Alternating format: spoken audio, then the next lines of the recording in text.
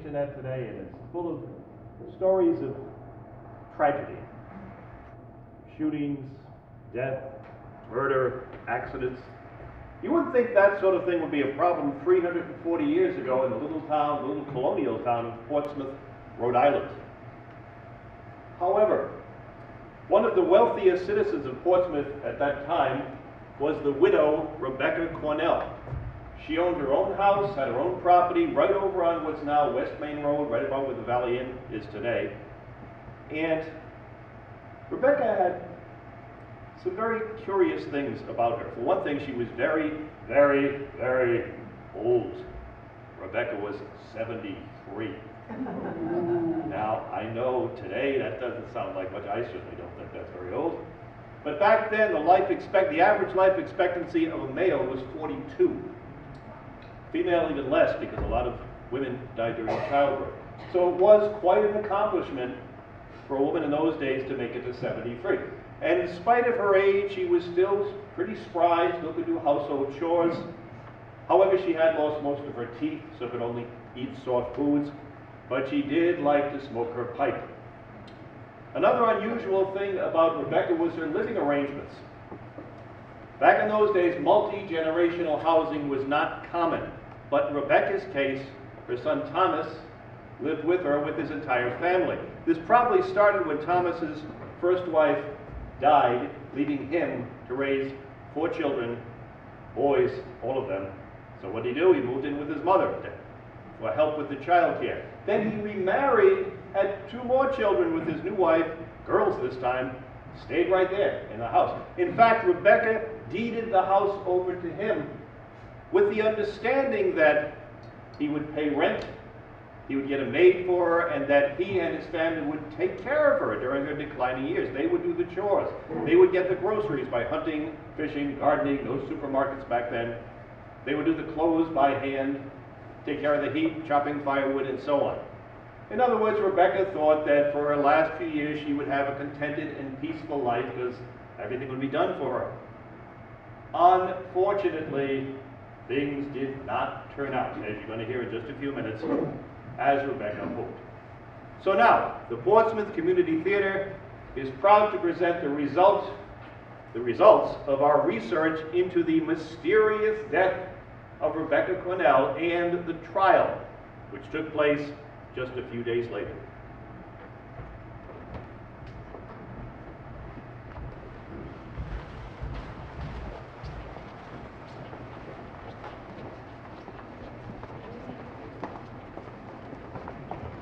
I am William Boston, Assistant Coroner. These are the witnesses that we heard on February 9th, 1673, the day after Rebecca's death. Her son, Thomas Cornell, when inquired at the inquest, did testify thus. On that fateful evening, before it was dark, I came into my mother's room and I sat and discoursed with her for about 1.5 hours. I then went to the next room to eat dinner with my family. We were having fish, which Mother disliked because she said it made her thirsty. Dinner lasted about 3/4 hour. At that time, my wife sent my son Edward in to see if his grandmother would have milk boiled for her supper or what she desired. Upon entering the room, Edward saw fire on the floor in the darkened room, and he came out and he said, "Let me fetch a candle to see what that fire might be." Henry Strait, our boarder, went with him into the room. Myself and the others followed in a huddle. Henry saw embers on the floor. He stooped and with his hands raked them upon the floor. Supposing the figure lying before him to be that of a servant that was burnt, he laid hold of the arm. I, by the light, saw that it was my mother, and I cried, "O Lord, it is my mother."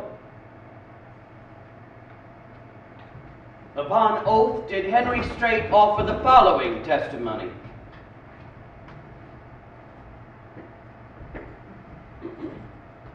I have no idea how Rebecca Cornell came to her untimely death. All I know is that Edward Cornell was sent to his grandmother's room to see what she would have for supper.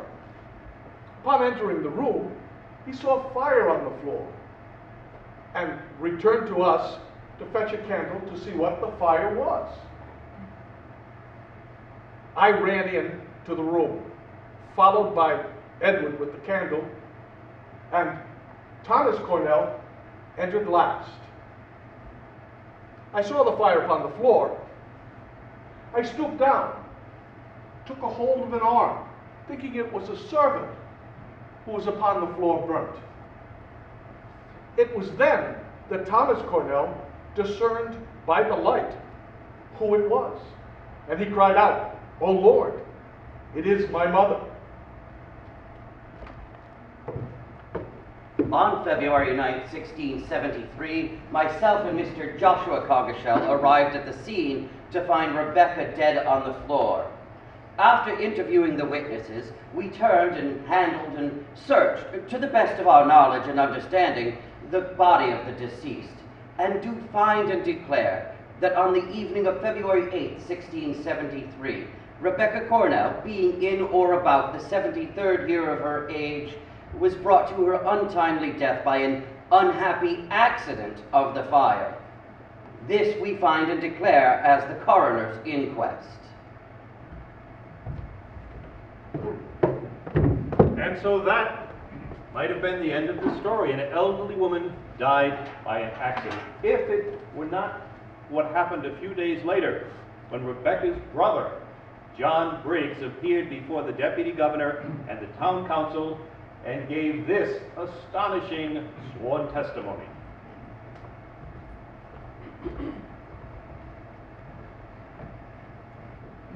I am John Briggs of the town of Portsmouth. As I lay in my bed on the night of February 12th, between waking and sleeping and thinking about the recent death of my sister, I thought I felt something heave up the bedclothes. And then I actually thought someone had been trying to come into bed with me. Now, fully awake, I turned in my bed and I perceived a bright light in the room, as to the dawning of the day. And then I saw before me the shape and appearance of a woman standing by my bed. I was very much frightened, and I cried out, "In the name of God, what art thou?" The apparition answered, "I am your sister Cornell. See how I was burnt with fire! See how I was burnt with fire!" And it truly was my sister, and she was very much burnt about the shoulders, the face, and the head.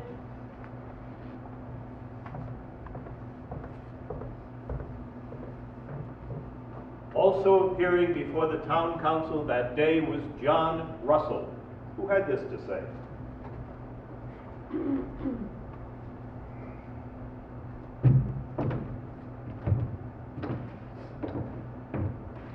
I'm John Russell of the town of Dartmouth in the colony of New Plymouth. I testify that I recently spoke to George Soule, a constable of the town of Dartmouth, and he said to me, "We being ancient friends, I have something I want to tell you that I'd like you to keep secret." He said that while at Mrs. Rebecca Cornell's house in Portsmouth, she told him that she intended in the spring of the year to go and dwell with her son Samuel in Dartmouth, but that she feared she might be done away with by that time. I felt it important to bring this information forward now because Mrs. Rebecca Cornell is now deceased.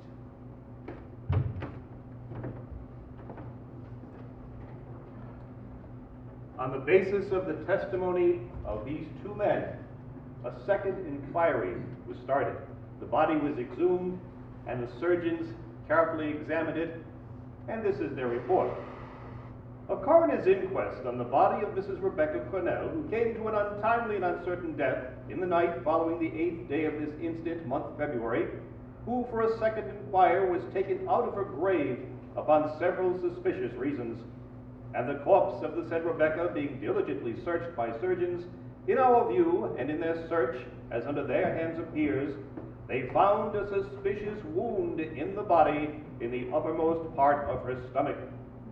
And we also, finding that the body was much burnt and scorched by fire, we do declare and return our verdict to be that we conceive and judge to the best of our understandings that by the aforesaid suspicious wound and fire, Mrs. Rebecca Cornell came by her death.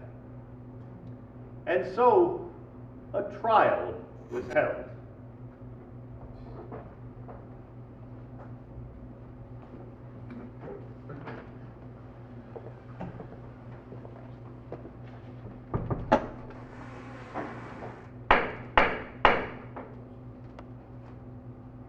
Present and indict Thomas Cornell of Portsmouth, now a prisoner in His Majesty's colony of Rhode Island and Providence Plantations, that against the fear of God, the honour of our sovereign Lord the King, and the peace of this colony, on the 8th day of February in the 26th year of the reign of His Majesty Charles II, Anno Domini 1673, the same Thomas Cornell did violently kill his mother, Rebecca Cornell, widow.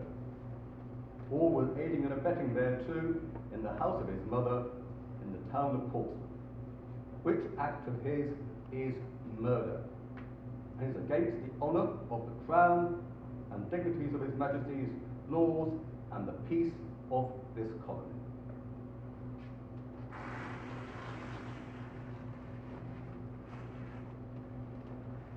And here is some of the testimony that came forth.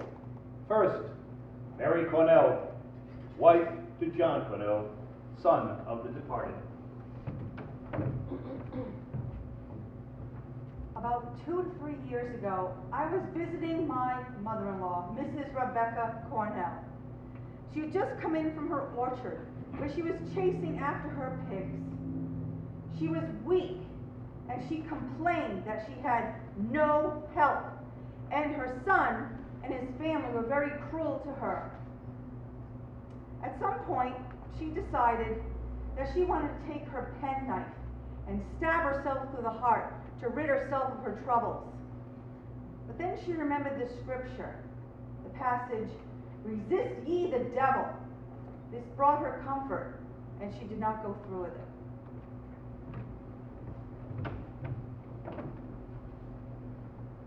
Mary, wife of John Almy of the town of Portsmouth.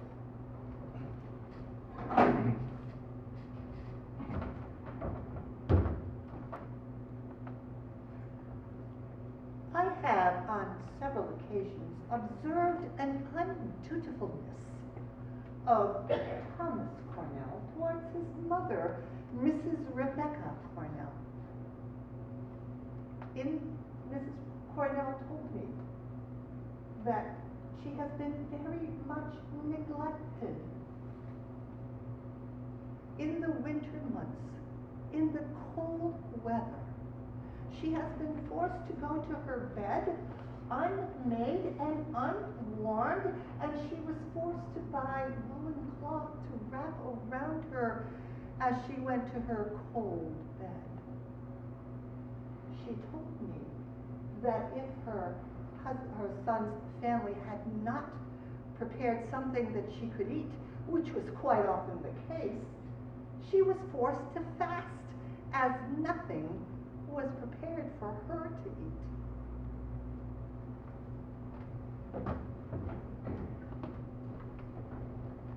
Patience Quahauger, wife of John Quahauger.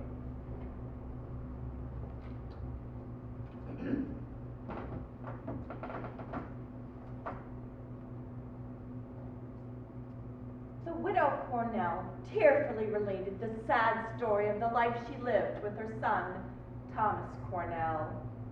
Thomas and his second wife were often very cross to her, and the grandchildren followed the example of their parents' behavior.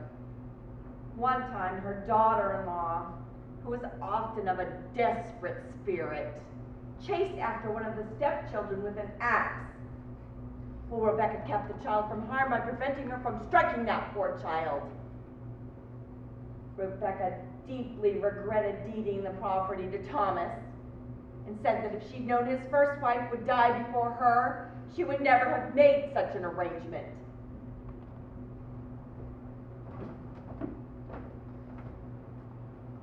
Thomas Cornell, son of Mr. Thomas Cornell.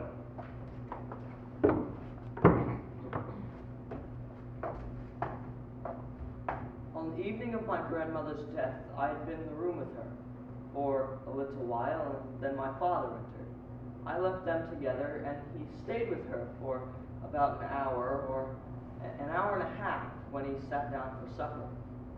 Grandmother did not sit down for supper like she usually did, nor was she sent for like at other times. We were having mackerel, which she did not like. One of us children usually stayed with grandmother during the night times, but we did not that night.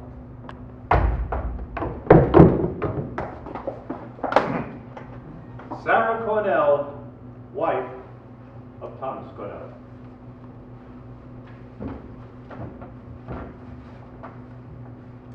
About an hour or so before my mother-in-law, Rebecca Cornell, was found dead in the house, my husband had been in to see her. As she had said earlier in the day, she was unwell.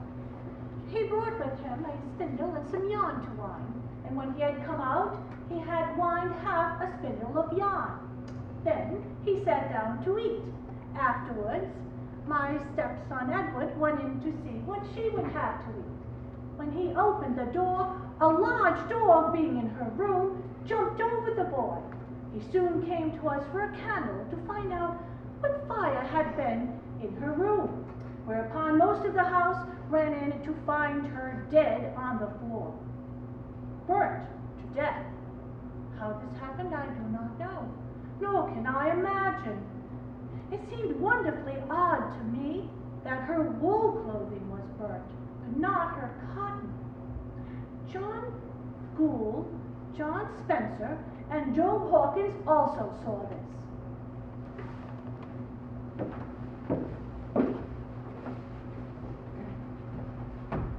Thomas Cornell.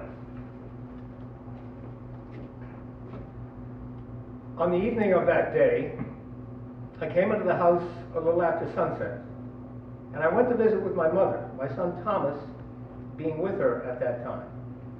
I sat and discoursed with her for about 1.5 hours in her room. I then left her and went to eat, having salt mackerel, which mother cared not for because she used to say it made her thirsty. And after the meal, my wife sent my son Edward in to know if his grandmother would have milk boiled for her supper or what else she desired. This was about 3/4 hour after I left her. Edward went to her door and called grandmother, grandmother, and hearing nobody and perceiving glowing embers in the darkened room, came out and said, "Let me have a candle that I might see what fire there is in that room." Whereupon we all ran in hastily.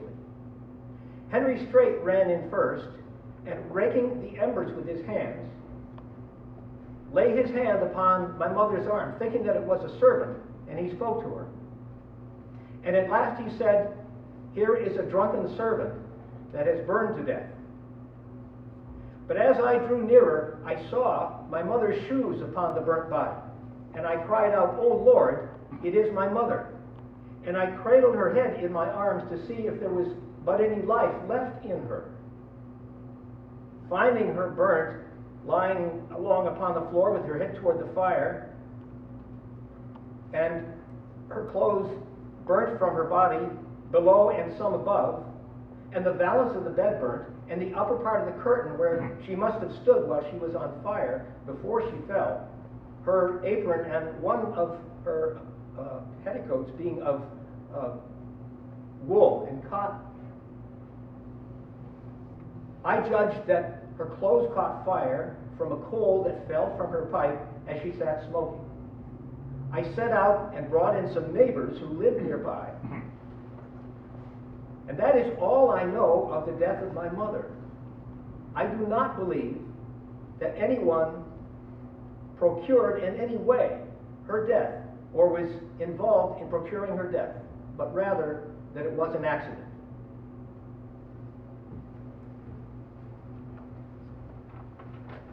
Henry Strait.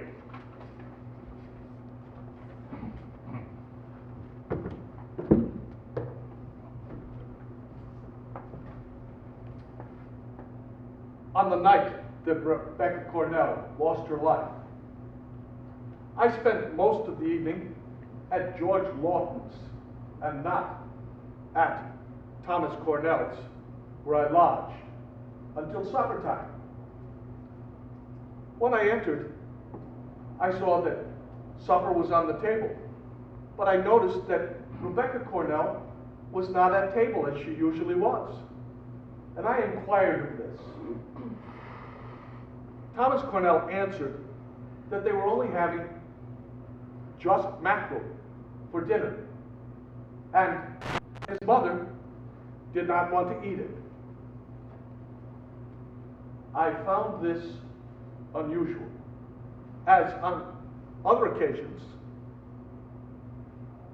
there had been mackerel for supper, and Rebecca Cornell did come down to table and did sup with us.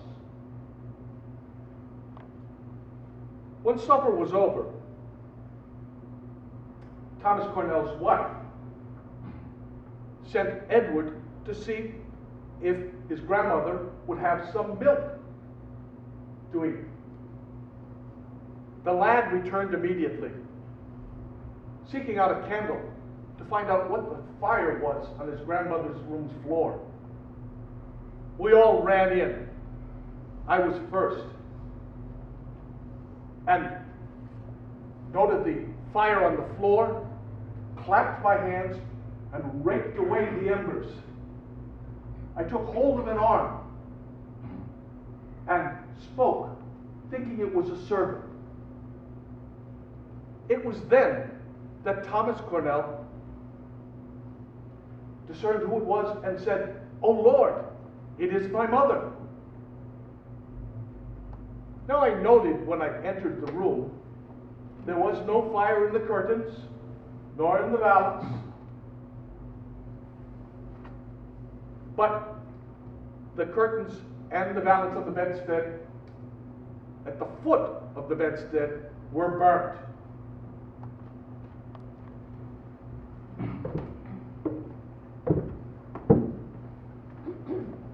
Hugh Parsons.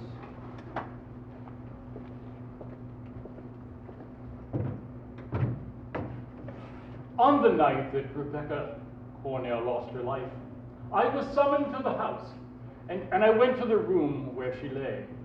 And Mr. Quahauger, going in before me, went immediately to the door at the south entrance to see if it was fast bolted. And it was.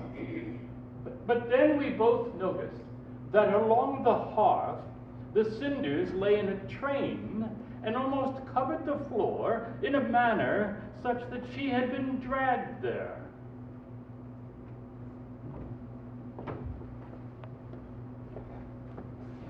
Joanne Quahauger.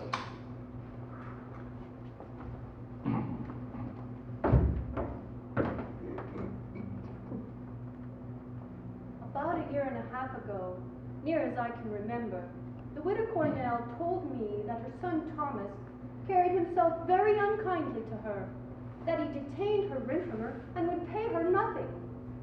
She wanted to ask certain men if they would speak to him on the matter, but she was afraid of him and asked me to say nothing of what she told me, for she would live a sad life if Thomas found out.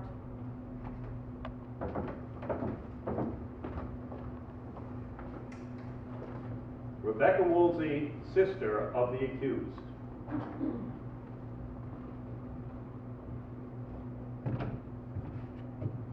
The last I was in Rhode Island, I was visiting my mother, and she inquired as to why I looked so poorly. I told her I had had the smallpox and was very much afflicted and troubled in mind, and sometimes wanted to drown myself, and at other times wanted to stab myself. But she told me to pray to God and that He would help me. And then she told me the fact that a few years ago, before that, she had also been possessed by an evil spirit and was tempted to make away with herself. But the good Lord was pleased to preserve her from that fate. I told her that she should tell Thomas this, but she charged me not to tell Thomas, and so I did not tell him.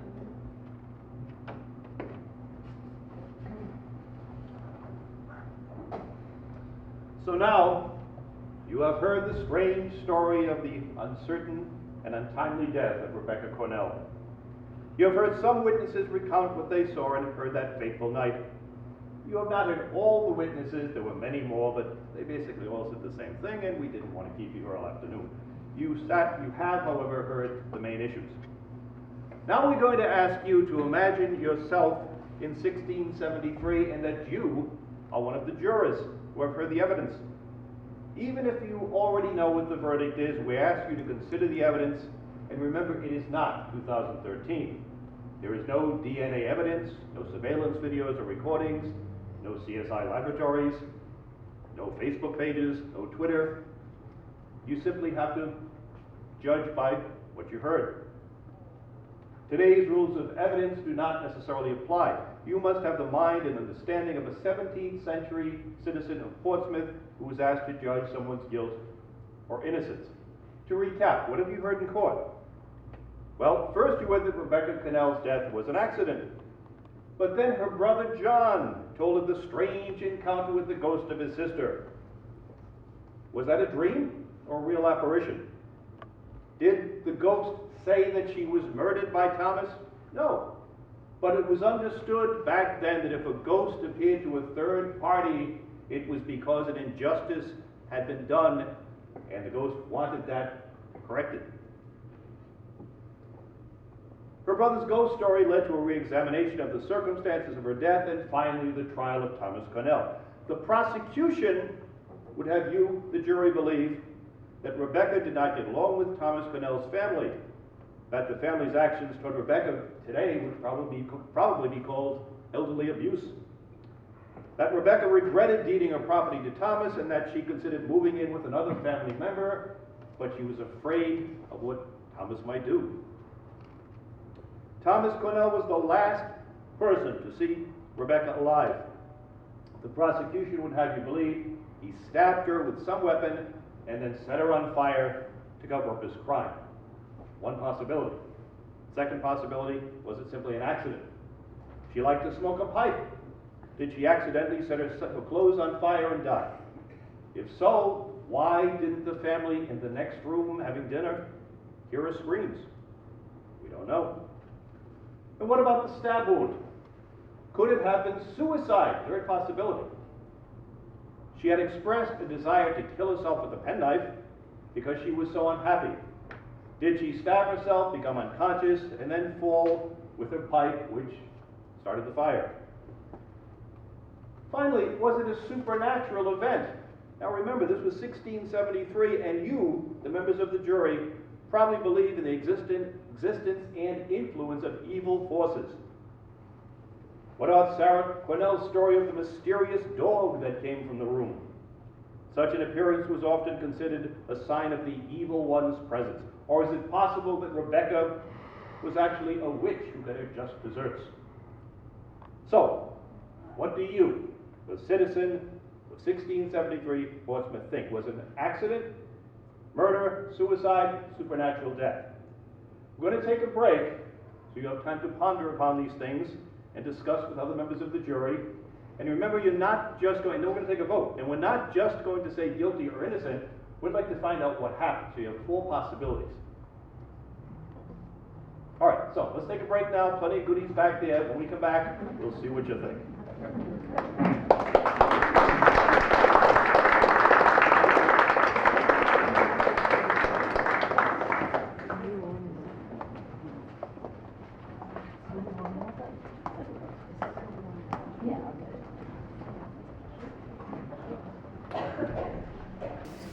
Okay, now that you have returned from the jury room, we're about to take a vote. Before we do that, though, I should mention that the testimony that you heard from the witnesses were the actual words of the actual witnesses back in 1673. It was taken right from the transcripts of the trial.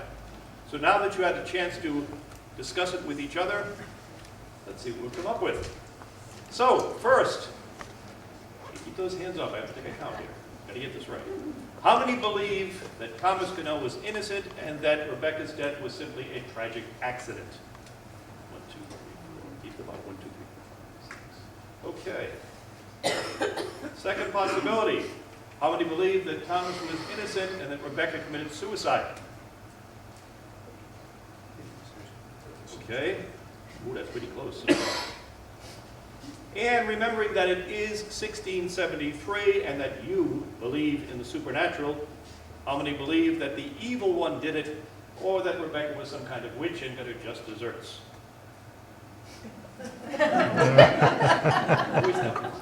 Okay. And finally, how many believe that Thomas Connell is guilty of murdering his mother? Oh, Thomas. Looks like if you were the jury, Thomas would have been declared guilty. But now, let's find out what actually happened, what the court of 1673 decided. Let's find out.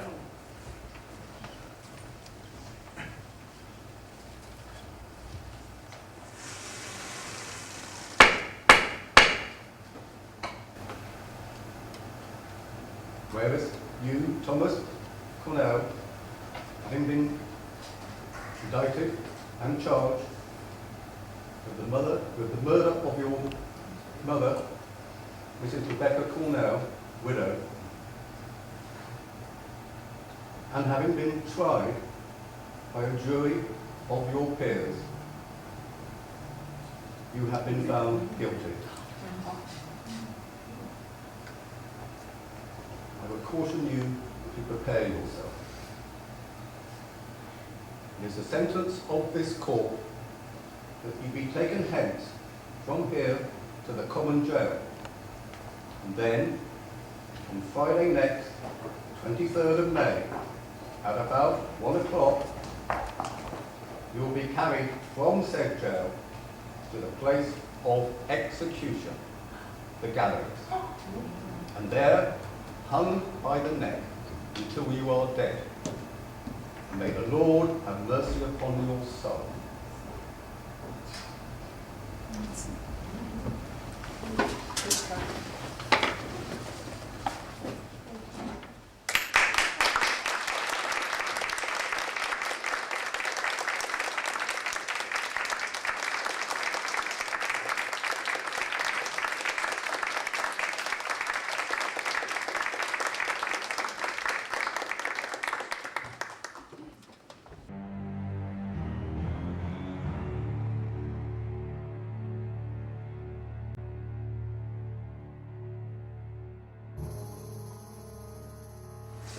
Portsmouth Community Theater recently held a living history tour on the grounds of the Leonard Brown House at Glen Farm. We shared lighthearted tales of the people and events that occurred in that area.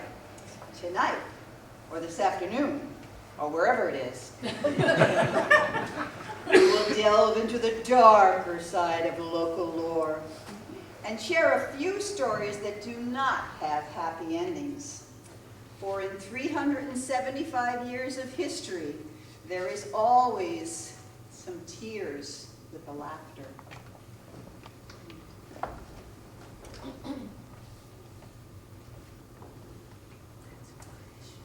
Visitors to the Glen Farm barns rarely notice a small graveyard nestled behind the old stone garage. The sturdy stone walls protect it from the bustle of equestrians who come to ride or take care of their horses. Once you step inside that tree-shaded historical cemetery, you may notice that the gravestones tell the story of two families, the Cundles and the Slocums. The Cundle burials range from 1810 to 1820, and they're on the west side of the plot, and the head of the stones face west.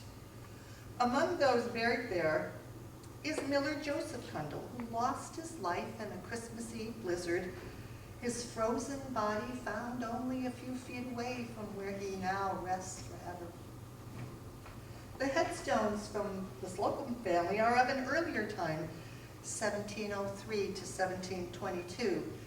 They lie in the northwest corner of the plot, and the engravings face south. Time has almost erased the stones that record the 1712 deaths of two young boys, Matthew and Giles. How did two Slocum children die together? It was murder so evil that even Boston newspapers carried the account. A servant man belonging to Mr. Giles Slocum of Portsmouth carried out to sea in a canoe two of his master's sons, one of them 10, the other 9 years old. Being examined before authority, he confessed that he knocked the eldest child in the head with a paddle. Seeing the youngest crying, he overset the canoe by design and swam to shore by himself. Later reports tell us that the servant's name was Job, a fitting name for one who would find himself now in irons in prison until he is tried for murder. I would assume it would be the same jail our friend Thomas Cornell was locked in 40 years before. Why did he commit the crime? Was he angry at the boys? Was he drunk? Common problem during those times? We can only wonder. We will never know his motive, but we do know his end. He was hung in chains, gibbeted at Mayantononi Hill. Criminals suffered the gibbet if their crimes were particularly heinous. Thomas Cornell was allowed to be buried on his family's land, but Joe was gibbeted so that his body was left suspended, decaying for all to see. He was left to rot on the gallows for 2 years. Or as an early historian would note, until his bones fell apart from decay of flesh and ligaments.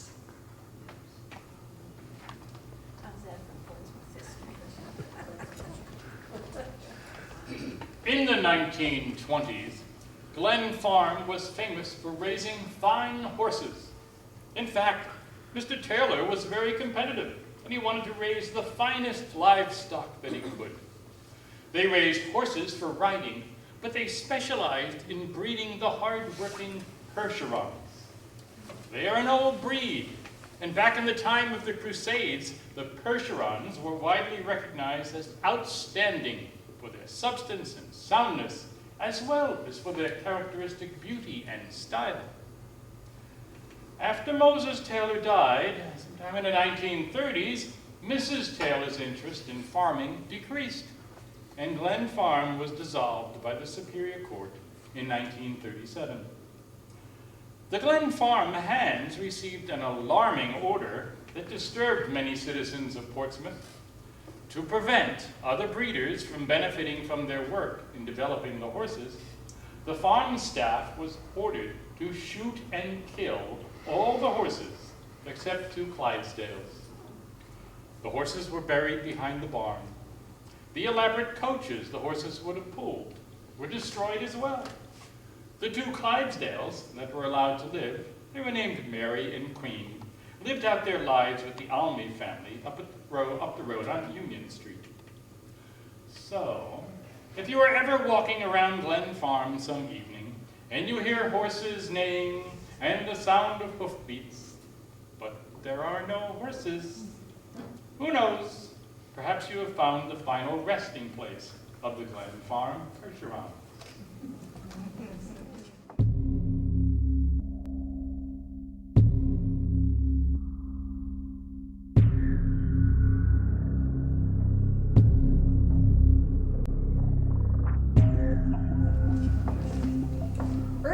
last century, an amendment to the Constitution caused quite a stir in Rhode Island.